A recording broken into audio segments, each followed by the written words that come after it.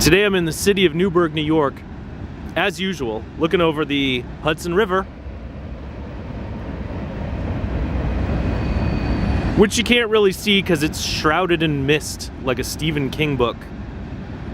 And what I'm doing today is a sort of unboxing and review of the Canon PowerShot SX530HS camera.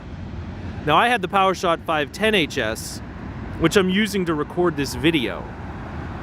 But I use it in manual mode, and in manual mode it's been having some problems. For some reason it doesn't detect the aperture setting, which is not really important right now or in program mode, but in manual mode it's very important. So I had to get a new camera. And the first consideration was price. You know, I didn't have a lot of money. And the second consideration was what you'd call manual mode. There are very, very few cameras in a lower price range that have full manual mode. And I suppose I could get like an iPhone and use some kind of manual mode app for that, but I don't have that. So let's open this box. It's a nice box. I guess this camera's probably made in China. That's not, I don't know. I guess I'd rather have a Japanese. So you open the box and you got the usual crap in here. Some paperwork and a getting started manual, which is pretty good. Sometimes these things only have the online manual, but I didn't really look at that because I already know how to use it. Now, as far as accessories go, you get a battery, which is already in the camera because I've been using it for a few days. The battery charger, and you do not get a wrist strap. You get a neck strap, which is useless to me because I don't put the camera around my neck. So what I had to do is I had to take the neck strap and cut it down and make it into a sort of wrist strap. So that's kind of drawback number one on this camera. I have a whole list right here of the pros and cons of this camera, see? So let's put that to the side. Now, the first thing that I don't like, the box is nice. The first thing I don't really like is that this camera is very big and heavy and bulky. And the camera that I have in my hand, the predecessor to the 530, is not that big and bulky. Now I think the reason the 530 is so big is because it has a 50 times zoom lens, which is great if you want to zoom in and take photos of butterflies and stuff, but it doesn't really help me that much. So I'd rather have a lighter, smaller camera than a big, bulky camera. The construction quality, I mean, it's a $250 camera, so what do you really expect? But it's not that great. It's kind of plasticky. So, the first problem I had is it's heavy and bulky. Second, I knew this going in, but it's not really an upgrade to the camera that I already had. You know, usually when you buy a new camera, you want to get a better camera, but the price range I was in, couldn't get a better camera. So this is like a lateral move. It has more megapixels, it's a little more modern, but it's a lateral move. Now, the third problem that I had, I'm just gonna go through my list.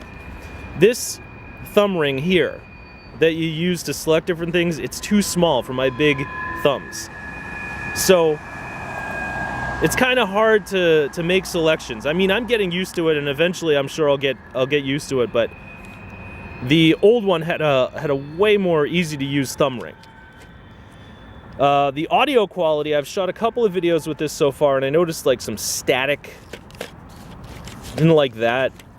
But again, this is not really a high-dollar camera. I'm not using an off-camera microphone. In fact, I can't even use one of those. So I'm not too worried about audio quality. The next problem I had is it's got this cell phone button right here. I don't know what that's for. I guess for syncing up with your cell phone or something. But the old camera that I'm using that's in my hand right now had this display button down here. So I'm accustomed to just hitting display button and making some changes on the display. This button does no good for me, and every once in a while I hit it by mistake and it takes me to this other screen. Asks me if the camera has a nickname. So this button sucks. But I guess, you know, it's probably useful to other people. It's just not useful to me. Another problem that I have with this thing, when you open the battery door, there's no spring. So you open the battery door and it just stays there. Then you flip it up, and that's not a huge issue, but it's just kind of cheesy and flimsy. let's see. When you zoom in, the zoom on the 510HS is really smooth and you can go in really small increments, whereas this, the zoom is a little bit more herky-jerky and the increments are not quite as small, probably because it's a 50 times zoom instead of a 30 times zoom. The next one I had is the images aren't that great. And to be fair, this is a $250 camera. It has a 1/2 to 2/3 sensor, I think. I don't think it's not a great sensor. It's not a big sensor. So I don't expect great image quality. But I think the images are a little worse than the 510HS. You know, they're a little worse than the predecessor. And I think the reason for that is because images on the 510 are great when you're really zoomed in, but they're not so great when you're zoomed out. But on this camera, it's harder to zoom in because you got to zoom in so far to get a great image. So I think when you're zoomed in really far, you get great images, but when you're zoomed out, they're kind of mediocre at best. But for 250 bucks, what do you want? Plus, I was in a rush. You know, I got this at Target on a moment's notice because my other camera just started screwing up. Let's see. It's kind of hard to judge the exposure on this thing. I was shooting photos outdoors the other day, and it's like, you know, it looks like it's properly exposed, and then you get it home, it's a little too light, it's a little too dark. And I think that's just a matter of getting used to it and getting used to the, what do they call it? Wow, I can't even remember. Wow, I'm drawing a blank on what that thing is called, the little chart that tells you if you're exposed properly or not. But I'm gonna get used to it, but for now it's just been kind of a pain. And let's see, the wrist strap, I already covered that, and this wrist strap is just sort of a fix. I made it with a zip tie and I cut the neck strap down. And the other problem with the self-timer, see, on the old camera, you just turn it on and you push down on here for the self-timer. But on this camera, you gotta actually go through the functions and self-timer that way. So you can see me. Hi, look how good looking I am. I look like a camera. So you have to actually go into the menu to get into the self-timer, and that's kind of a pain in the ass. I don't use the self-timer a lot, but when I do, it was nice to be able to just do it with my thumb. All right, so let's get to the things I do like. Oh, the other thing, this cap, it's kind of a pain to get on and off, but it's nice that they included it anyway. What do I like about this camera? First of all, it's inexpensive. It only costs 250 bucks. I think it was more expensive a few months ago, but they've lowered it across the board. Amazon, B&H, Target, it's $250 everywhere. So for $250, it's not so bad. The second thing, the 50 times zoom. Now, I don't necessarily use that. I don't really care about a 50 times zoom. But if you're into like nature photography, you know, shooting photos of squirrels, then the 50 times zoom is going to be really good for you, especially at this price range, 250 bucks. And I'm going to try using the zoom, you know, to shoot photos of bicycles or whatnot, but we'll see. The other thing that I really like is this exposure wheel here. On the old camera, the exposure wheel was here. It was like a ring. And I got really used to it, but this thing is better. It's got a better feel. You know, you don't hit buttons by accident. So this is a way bigger improvement. Let's see. The other thing I like, it's interchangeable with my other Canon. I have a ton of Canon batteries, Canon battery chargers, and so I was able to take all the batteries, and that's another thing. This is kind of a battery hog, but I've been using those like cheap $5 batteries, so you can't blame the camera for that. But it's interchangeable with my other Canon cameras. So like this and this one here and the one before it all use the same batteries, the NB6L, I think. So that's great when you don't have to go out and buy new batteries, new chargers. And I think on this camera right here, the SX530 HS, the focusing is slightly quicker than it was on the SX510 HS.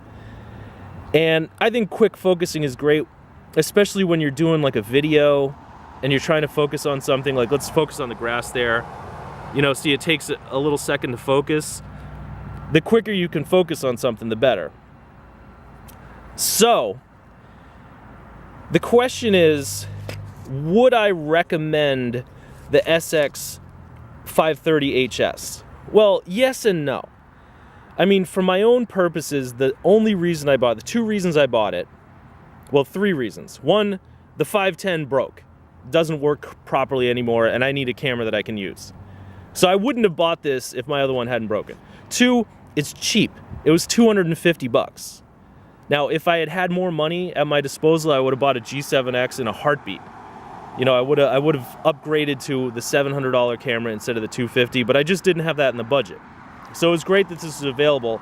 And the most important reason that I bought this, not the zoom lens, I could have done without the zoom lens, it's manual controls. I shoot most of my eBay photos with an off-camera flash, and in order to do that, you have to have manual controls.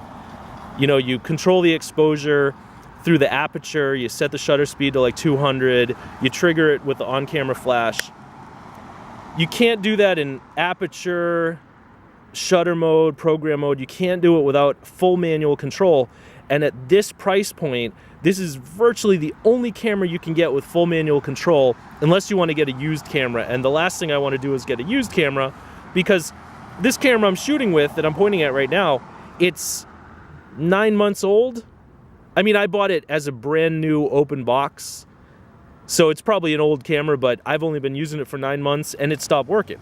So if I bought a used camera, who knows how long it's gonna last. So a brand new camera with full manual control for $250, this is pretty much the only one you can get. So if you want to experiment with off-camera flash and you don't want to spend a ton of money, this would be an answer for you. Or if you want to experiment with like nature photography, long zoom lens, and you don't want to spend a ton of money, this might be a good option for you.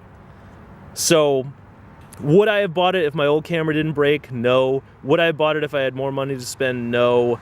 Would I have bought it if there was a smaller, more compact camera available with full manual features? No. I don't think it's necessarily the camera for me, but for $250, full manual control, 50 times zoom lens, I think it'll work out just fine for just about everything I need to do. And if it lasts me 6 months or a year before it dies or breaks, then I'll consider it money well spent. So that's my impression of the Canon SX530 HS PowerShot camera. I don't think you can go wrong with this camera, but I think that if you have a little more money to spend, you might want to get like a G7X, or, you know, based on what I've heard, I don't have one, but I've heard the latest generation of like iPhones and smartphones are way better than these kind of cameras anyway. So you might want to just stick with your smartphone, you know, upgrade to the iPhone 27, whatever. But if you want a camera and you want a zoom lens and you want manual controls and you don't want to spend a ton of money, $250, I don't think you can go wrong with this thing. And it's a Canon. And Canon's a pretty good brand. So that's that. The Canon PowerShot SX530 HS here in the lovely city of Newburgh on top of a concrete wall. Thanks for watching, and good luck with your photography.